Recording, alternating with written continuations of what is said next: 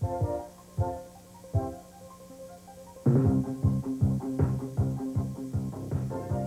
evening, Bruce Miller reporting, Virginia Legislature Capitol Events, as we take a daily look at activities at the General Assembly in Richmond. We'll have some news for you, and then we'll be joined by our guests as we discuss the day's issues that are occurring at this 1996 session of the Virginia General Assembly. Well, as we first announced on this program last night, House Speaker Tom Moss appointed 4 delegates to the Budget Conference Committee. House Appropriations Chairman Earl Dickinson, Alan Diamondstein, Frank Hall, and the lone Republican on the committee, Vince Callahan. The Senate also announced their members of the conference committee before last night's midnight deadline. Senate Finance co-chair John Chichester and Stanley Walker are included, as well as Senators Charles Cogan, Joe Gartland, and Virgil Goode. Walker and Chichester both signed the conference report with qualifying statements, stating that their signatures on the agreement were conditional only if the House Speaker appointed 5 delegates to the conference committee. Speaker Moss did not. Chichester supports Walker, Cogan, and Goode, and himself, if there are only 4 senators appointed, while Walker supports Chichester, Cogan, Gartland, and himself for the conference committee. And so in the annals of legislative workings and working behind closed doors, the Senate will have 5 members on the conference committee, but only 4 will be signers to the conference report. On House Bill 29, among the 4 will be Virgil Goode. On House Bill 30, among the 4 will be Joe Gartland. And so that work will begin with 5 senators and 4 delegates. The Senate Finance Committee today voted to grant tax relief to Virginia's coal industry. Randy Davis reports from Richmond. The specter of regionalism has reared its ugly head again here at the General Assembly. This time, it's the old-fashioned values of the Southwest Virginia coal miners against the high-tech industrial pockets of Northern Virginia. House Majority Leader Dick Cranwell of Roanoke wants the Assembly to grant 5 years of tax credits worth $188 million to coal mine operators.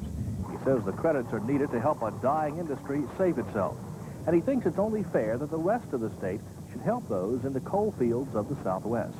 All we want you to do is do what's fair. If you do what's fair, you'll help a dying industry try to save itself. It may not work, and it may not help, but a lot of people have stopped along the road as good Samaritans to try to help a person who was injured and dying. Did they keep going because they looked and they said, this person might die? No, they stopped and they got out. This is your all's chance to be a good Samaritan and help us just a little bit. Cranwell pleaded his case in person before the Finance Committee because he thought there would be a lot of opposition. After his impassioned testimony, Democrats and Republicans from all over the state joined his cause. Throughout Virginia, we're concentrating on the new technologies. We have fallen in love with high tech. We want computer programming everywhere. We want people to work in lab coats and eat in fast food restaurants. We want all those things that bring forth 6 lanes of highways full of BMWs and live in high-rise apartments and own condominiums. That may be all well and good in Alice's land, but not in the real world. We've got to have jobs somewhere. I ask every senator sitting here today, how would you like it if you picked up your newspaper and read that you lost 4,000 jobs within your county or the Senate district that you represented? How could you go home and say that you took no legislative action to correct that remedy? What we're asking for is help to get over the threshold to the point where we can diversify the economic base, to where the point where we can bring in industry to where people have other alternatives for jobs. We know that's coming, but we need help immediately. In the end, only 1 committee member voted against the bill, Fairfax Senator Joe Gartland. That is a short-term Band-Aid type of treatment of a problem that will not go away, will only be temporarily alleviated, and will remain for the General Assembly to deal with in the future. I think we could better put that money, the revenue loss that will create, to initiating really serious economic diversification efforts and development efforts in Southwest. Why were you out there by yourself? I didn't expect that I was going to be. I'm Randy Davis for Virginia Legislature Capitol Events.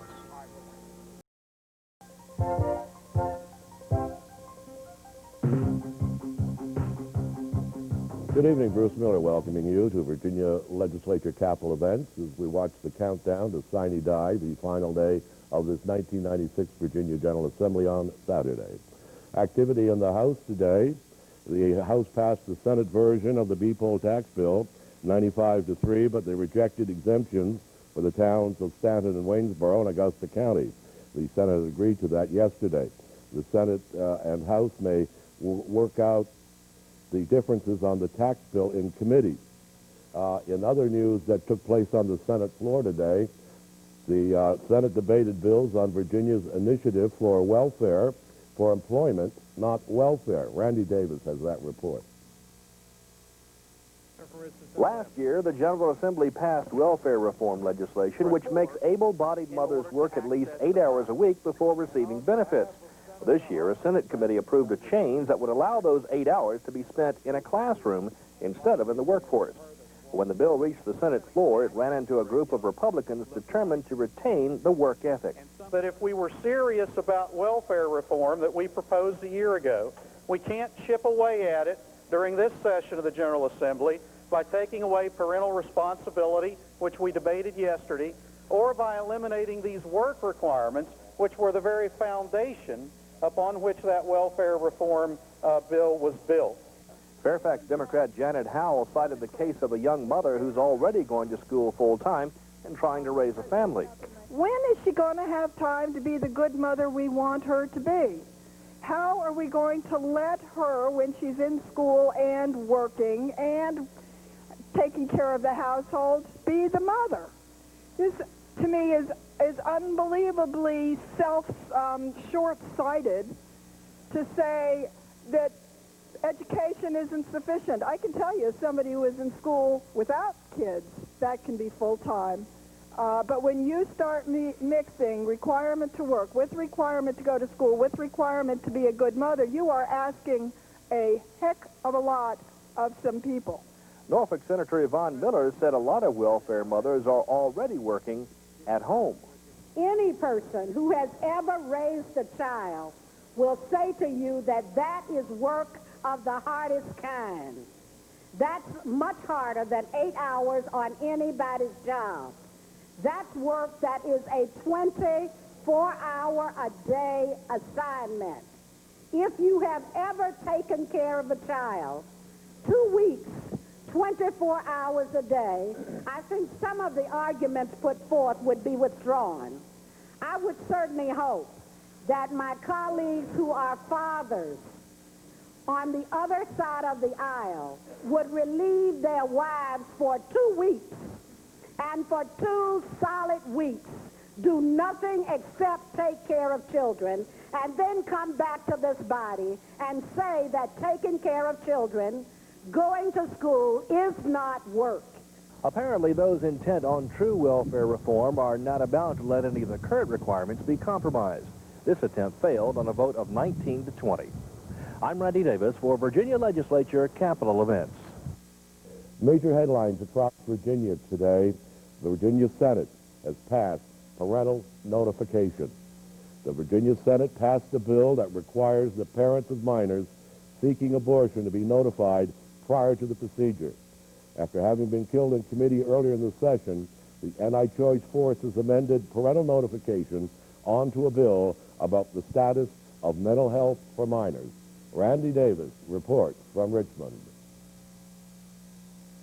6 Democratic men joined with 19 Republican men to pass the bill. All 7 of the Senate's women voted against it, including Republican Jane Woods of Fairfax. As passed, the bill would require doctors to notify a minor's parent, guardian, grandparent, or adult sibling living with her at least 24 hours before performing an abortion. Opponents called it a sad day. It's a really sad day for Virginia women that the Senate men only were so punitive. It's really sad. What do they fear? What do they fear? They're not protecting abused women. They're not protecting women, daughters of alcoholic parents. I think we don't doubt for a moment that next year the Senate will try to restrict abortion for all women. They succeeded this year in restricting abortion for teenagers. I think it's a really sad day for the daughters of Virginia. We have now tried to legislate family relations, and we cannot do that in all honesty. We might wish that every girl is in a nurturing, caring, loving family, but that's not the situation. So now we've put a young girl who feels she cannot go home to her parents, and it's only parents that can make these decisions in the situation of taking perhaps some drastic measures. But supporters, including Governor Allen, said it's a great day because the voice of the overwhelming majority of Virginians has finally been heard. Well, I frankly think it is a good day for Virginia families. I heard the rhetoric on the Senate floor, and I understand where many of these people are coming from, but I believe this is a victory for the families of Virginia. I really do. I am a mother of a girl who's about ready to become a teenager. That is very important to me that I am involved, if that would ever be the case in her life. As a woman, I support this. As a pro-family person, I support this. I think it's a wonderful day for Virginia. Well, I'm very pleased, and I think it points out what we've said all along, and that is that if we could get this bill to the floor of the Senate, we'd have a good majority on passage, and we did. It was a good bipartisan vote, 25 to 15. And I think Virginia is now on its way and joining the ranks of the majority of other states in the nation who have a parental notification law. And it's a wonderful victory for the families of Virginia. I mean, this has been a 17-year battle. It began in 1979, and here we are. It's a great day for Virginia. Our prayer now is that it holds when it goes to the House. There are all kinds of things, you know, that they might try. The amended bill still has to pass the House of Delegates, and there will probably be some opposition. But most feel it has passed its last roadblock and will be signed into law by Governor Allen. I'm Randy Davis for Virginia Legislature Capitol Events. The governor should call tonight for more money in the state budget for education, but probably not as much as will be requested by Virginia colleges. While the State Council of Higher Education is recommending a $41 million increase this year for higher faculty salaries and student financial aid, college presidents say they need $200 million to meet their needs. Well, it's unlikely the governor will go along with that much of an increase, primarily because he's hearing requests from elementary and secondary schools, as well as public safety and health officials, for their share of the state's budget surplus. Last year, the governor proposed introducing the bingo-type game Keno to the state to help boost state lottery profits. He's not going to have to defend that issue this year, because the state's lottery director says she can make the required amount of profits from other games without introducing the controversial Keno, which legislative critics claim is highly addictive. The governor tonight is expected to propose lobbyists provide a detailed account of how they spend money to influence legislation. A new ethics reform package would require lobbyists to disclose the names of officials they entertain in groups of 10 or fewer. They've never had to do this before. Governor Allen says maintaining the integrity of state government requires the information to be disclosed. We spoke with some lobbyists this afternoon. They said they would at least publicly welcome any more legislative scrutiny. And we got a chance to talk to the lieutenant governor, who said he thought that idea was just fine. Now, of course, Don Beyer, who you see there talking with the Speaker of the House right now as we wait for the governor, will be running for governor himself coming up this fall. And we're just about ready for the governor of the Commonwealth.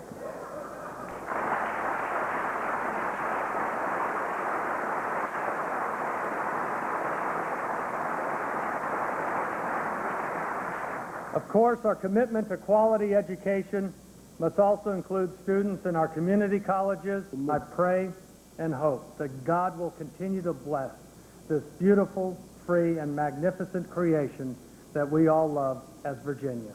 Thank you all so very much, and good evening.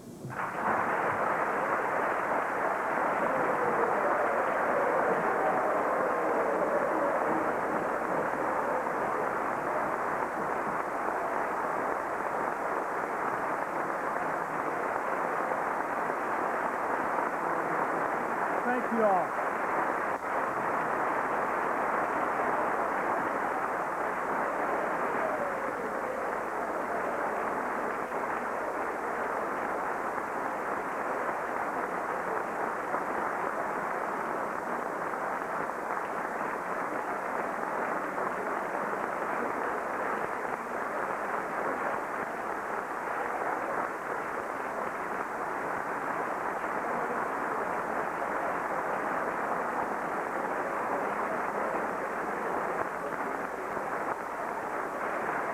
Governor Allen has just concluded a 40-minute-long address to the General Assembly. He was interrupted 28 times by applause during a speech in which he declared the state of the Commonwealth to be, quote, strong, vibrant, thriving, and leading the nation.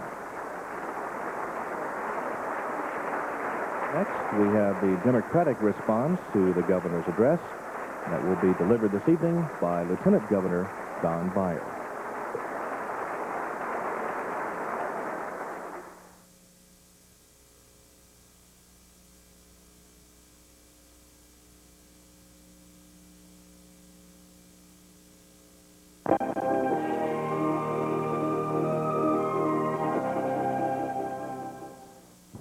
Good evening. I'm Don Beyer, your Lieutenant Governor. Today we begin more than a legislative session. Randy Davis back here just outside the House chamber where the governor has concluded his speech. And standing with us now, Senator Mark Earley of Chesapeake, a Republican. What was your reaction to the governor's proposals tonight? I think this is probably the best speech I've heard the governor give since he's been in office. I think we're benefiting from a time of economic prosperity, and I think the governor's message in that context was great. I think emphasizing themes like educational investment, economic development, environmental quality are things that all Virginians can rally around. So I think it was very, very positive. And I heard the governor make a special point of encouraging support for the parental notification before a minor child seeks an abortion. Are you proud to have his support, and is that going to help get the bill passed this year? Well, the governor's been very supportive of that over the years, and I do think that this year being his last year, this year being a year in which we've come so close, both houses have passed this bill now for 2 or 3 years. I hope we can avoid some of the procedural problems and get the bill passed. It's certainly supported by an overwhelming number of Virginians. What has changed over this year from last year that would help it have more support? Well, I think, for one thing, we think the bill will go to courts of justice in the Senate this year, and that will avoid some of the procedural problems we've had in the past. The Senate is really the same. The House has approved it overwhelmingly, so I'm very encouraged. I think it'll be good for Virginia's families. No mention of a tax cut, no mention of a tax increase. Is that the way it should be? Well, obviously no mention of a tax increase. There was a suggestion, and there will be a proposal by the governor to cut a tax for business, which he talked about. And this is a tax which we already have a surplus in order to meet the needs for unemployment insurance. I think it'll be positive. I think it'll spur investment, spur job creation. And given the great momentum Virginia's got now in terms of attracting jobs and keeping jobs, I think it'll be very well received. Being from Tidewater, you know there's a lot of concern about the environment. The governor mentioned he will have more of an effort in this assembly to shore up so to speak, the environment. Can he do what the people who are concerned about keeping Virginia green want him to do?